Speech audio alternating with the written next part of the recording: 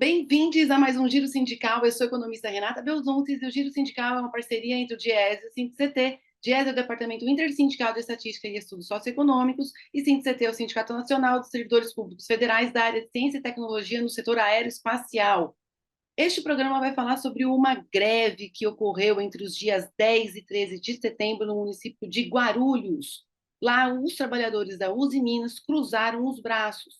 E para que a gente possa compreender melhor o que levou a essa paralisação de 3 dias, nós vamos conversar com o presidente do sindicato, assim também como vamos ficar sabendo do desfecho e muito mais que envolve os trabalhadores dessa categoria. Então, por isso, nós recebemos hoje o presidente do sindicato, o Josinaldo José de Barros, mais conhecido como Cabeça. Cabeça, bem-vindo, obrigada por aceitar nosso convite. Olá, Renata, eu que agradeço aí o convite para poder a gente falar um pouco aqui, não só da Uzi Minas, mas de todos os assuntos que você achar necessário aqui, a gente conversar um pouco, bater um papo. Sim, vamos começar pela Uzi Minas, que é o assunto que está quente. Mas vamos introduzir um pouquinho quem é essa empresa. A Uzi Minas ela é uma empresa presente no setor da mineração, da siderurgia, da transformação do aço e na produção de bens de capital. Em 2022, ela registrou uma receita líquida de 32,4 bilhões e um lucro líquido de 2 bilhões. Segundo a própria empresa, essas informações são todas públicas e qualquer pessoa pode checar. Ela diz que emprega 15.800 trabalhadores entre empregos diretos e indiretos.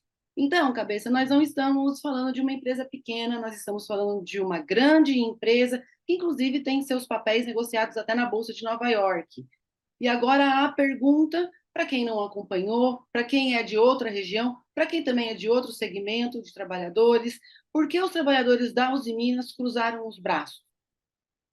Então, Renata, foi justamente por causa da PLR que estava sendo discutida. O ano passado, a empresa distribuiu um valor bem considerado aos trabalhadores da PLR, participação no lucro e resultado, baseado justamente nesse faturamento. No ano passado, quem menos pegou o valor de PLR pegou R$ 6.000. E a greve, a greve ela foi justamente por causa dessa negociação que a empresa vem segurando desde março. Geralmente, no mês de março, negocia-se o plano de PLR, as metas, todos os parâmetros do acordo, e aí a gente aprova em assembleia para poder as pessoas saberem qual é a meta que tem que cumprir durante o ano. E chegou o mês de final de agosto, né? Agora nós já estamos em setembro, e a empresa não tinha ainda apresentado um plano de metas.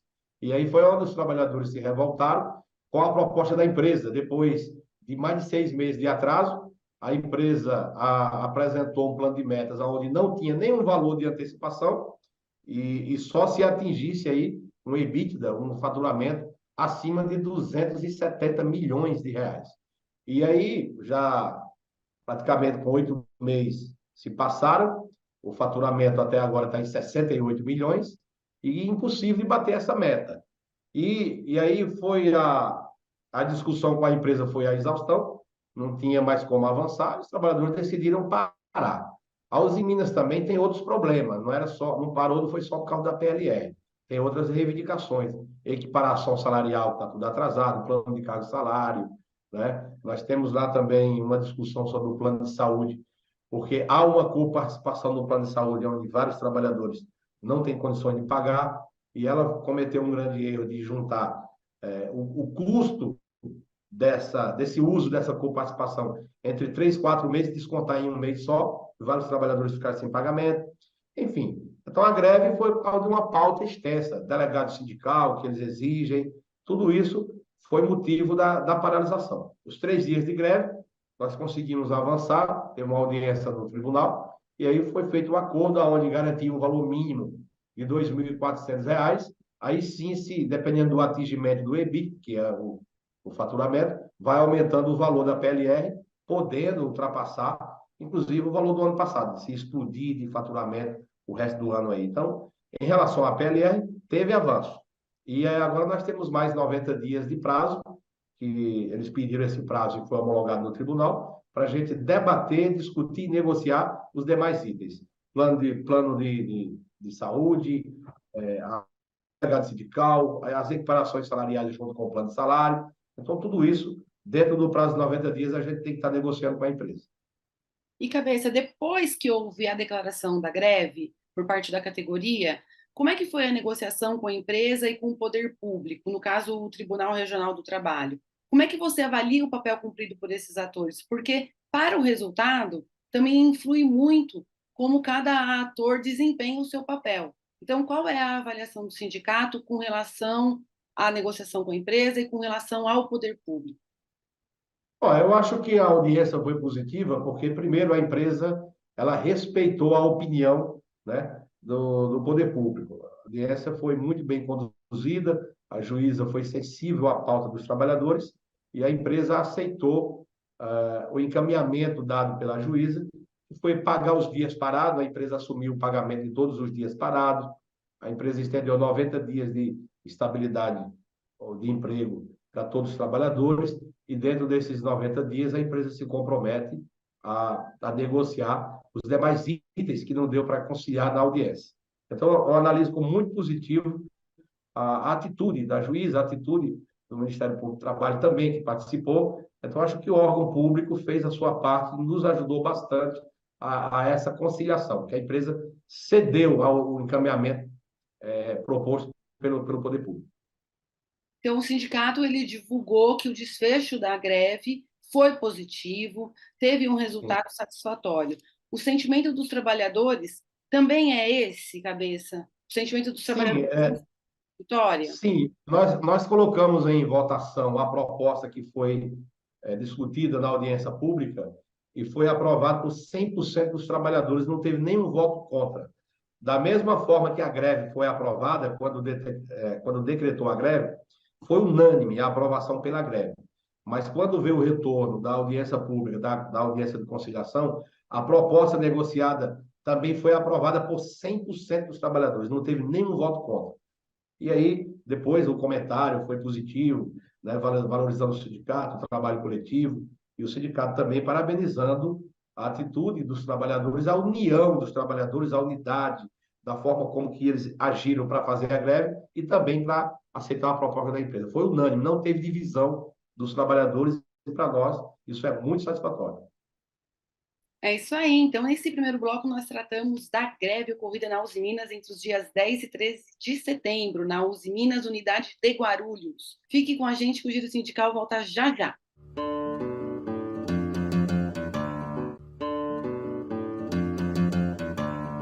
O Giro Sindical está de volta e este programa recebe o Cabeça, presidente do Sindicato dos Metalúrgicos de Guarulhos e região. Cabeça, a gente já comentou aqui sobre a greve da Uzi Minas, que foi um acontecimento de grande repercussão, de repercussão nacional, até porque a empresa ela é muito grande, ela está presente em vários estados, então repercute mesmo. Mas vamos aproveitar então e vamos apresentar quem é o Sindicato dos Metalúrgicos de Guarulhos, para quem está nos acompanhando. É um sindicato filiado à Força Sindical e tem décadas de existência. Conta um pouquinho qual é o número de trabalhadores na base, quais são as principais empresas, como é o perfil do trabalhador que vocês representam aí hoje, cabeça? Então, Renato, o Sindicato dos Metalúrgicos de Guarulhos ele tem 60 anos, ele foi fundado em 63 e já em 64 sofreu uma intervenção militar por conta do golpe de Estado quando caçaram João Goulart em 64. O governo militar também interveio no sindicato, né? Ele indica aqui um interventor, toda a diretoria foi destituída, só um ano depois conseguiu voltar ao comando do sindicato e temos na base hoje 45 mil trabalhadores. Nos anos 80 até 90, éramos 90 mil, mas aí por conta da automação e da terceirização, que foi diminuindo a base metalúrgica, hoje nós somos 45 mil. No governo Lula, de 2003 a 2012, mais ou menos, chegamos a 58 mil trabalhadores, né? Aumentou 20, saímos de 38 mil, quando o Lula assumiu o primeiro mandato, e fomos a 58 mil, aumentou 20 mil trabalhadores metalúrgicos só no governo Lula. Aí depois que entrou a Dilma, ali até 2014, conseguiu se manter, mas depois aí foi caindo, aí com a derrubada da Dilma, com o golpe, que eu considero um golpe, também foi caindo bastante.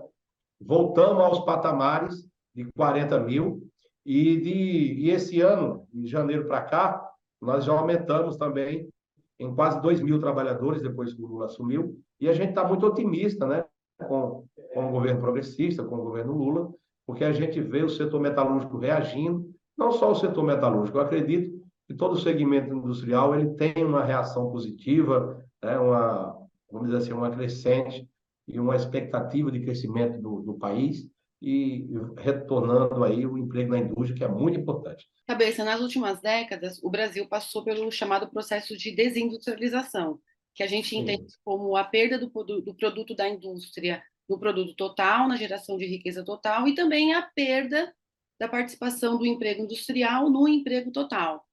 Como é que esse processo se desenrolou em Guarulhos?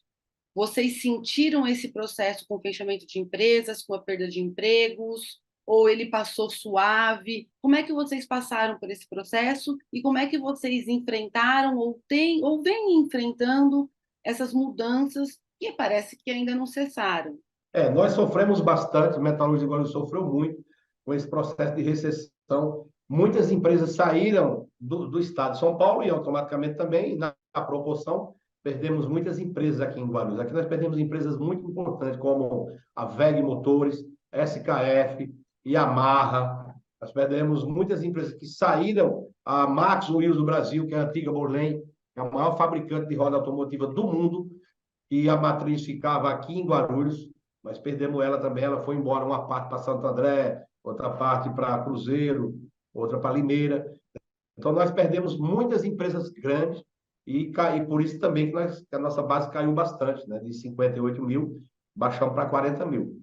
Porque só nos últimos 3, 4 anos, nós perdemos aí mais de 10 mil metalúrgicos de empresa que mudou de Guarulhos. Foi para Minas Gerais, foi para o Nordeste, né? Como a Duchas Colonna também era aqui em Guarulhos, foi embora para Sergipe.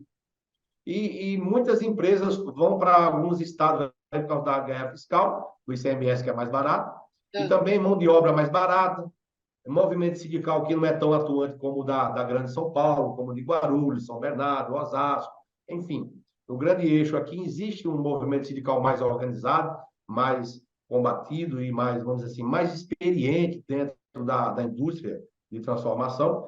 Então, essas empresas, o capital, ele procura melhorias, é diminuição de imposto de estado para estado, é mão de obra mais barata, a pauta sindical, as reivindicações sindicais diminuem, né, porque os sindicatos do interior não têm a estrutura e nem a experiência, e nem todo o corpo técnico que assessora os grandes sindicatos da grande metrópole aqui. Então, tem várias facilidades para eles também sair da cidade. Então, com isso, nós sofremos bastante, e principalmente em época de recessão. e falando em políticas de governo, boa parte desse período aí, onde Guarulhos e também outras bases sindicais foram perdendo empregos, alguns porque se mudaram, outros porque fecharam mesmo.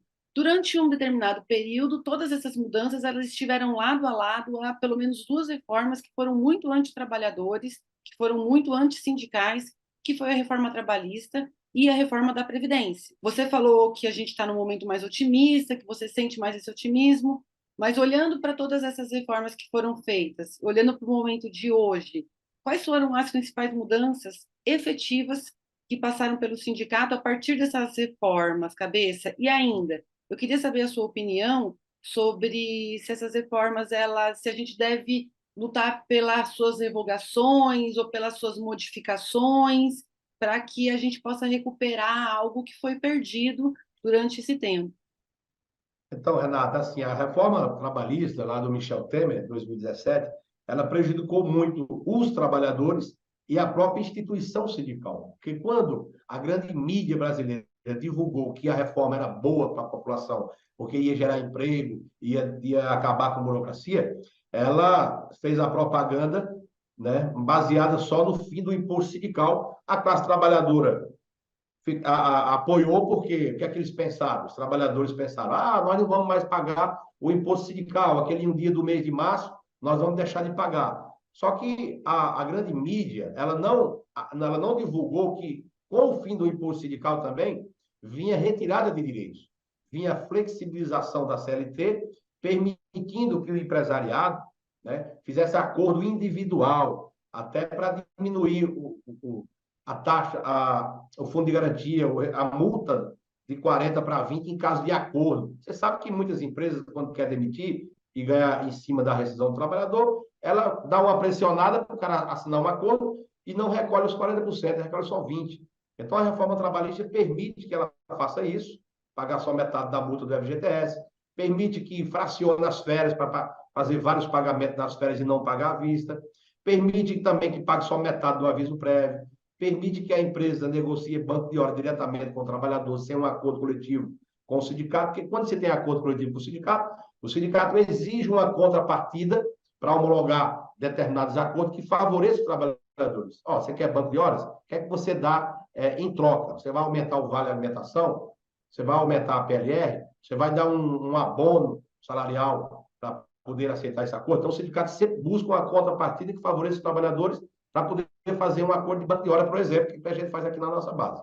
Sempre tem uma contrapartida. Quando a empresa negocia direto com o trabalhador, ela impõe, o trabalhador fica com medo, aceita aquela regra individual ali, e eu costumo até brincar e zoar. Olha, é a mesma coisa de botar uma raposa e uma galinha dentro de um galinheiro, e a raposa toda vez vai ganhar a briga com a galinha. Então, é a mesma coisa de colocar um trabalhador, expor ele para negociar direto com o dono da empresa. Então, a reforma trabalhista permite o emprego intermitente, trabalho intermitente, que é prestar serviço para 2, 3 empresas e ganhar apenas um salário. Então, ela precariza a relação de trabalho e quem perde é os trabalhadores, enfraquece o sindicato.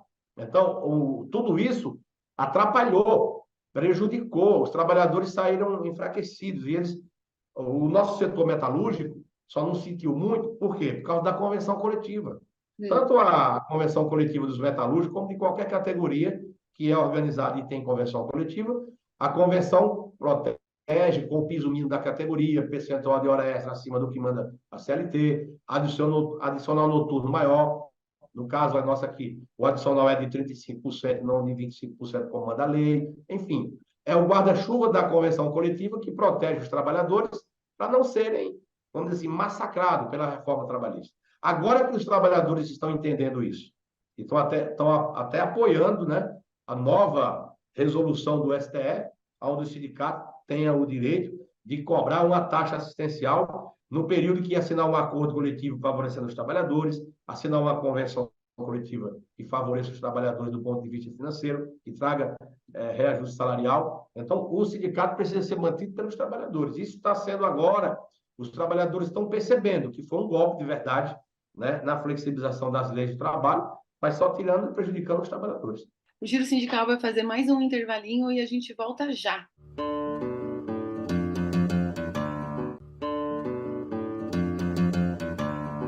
O Giro Sindical está de volta e este programa recebe o Cabeça, presidente do Sindicato dos Metalúrgicos de Guarulhos. Cabeça, a organização sindical ela é sempre muito desafiadora para os sindicatos.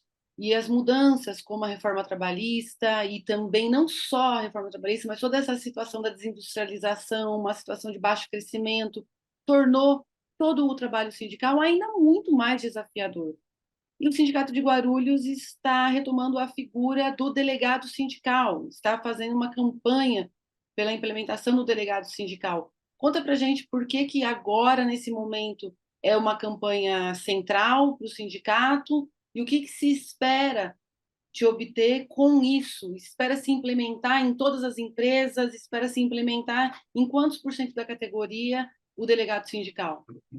Bom, primeiro que o delegado sindical é quem ajuda a programar o sindicato para o futuro, é quem dá toda a sustentação, né, para que a gente possa programar o sindicato e discutir com eles qual o sindicato que eles querem para daqui 30, 40 anos, porque a gente não pode pensar só no hoje, a gente tem que pensar em uma instituição baseada nas mudanças que virão, e algumas virão para nos prejudicar, que a gente sabe disso que sempre o legislativo e governos que mudam têm pensamentos diferentes, e a gente tem que se preparar para deixar um sindicato para gerações futuras. Então, o delegado de hoje é o dirigente sindical de amanhã, que ele participando da luta hoje, ele vai estar preparado para representar o sindicato, né, lá na frente, porque a rotatividade é muito grande.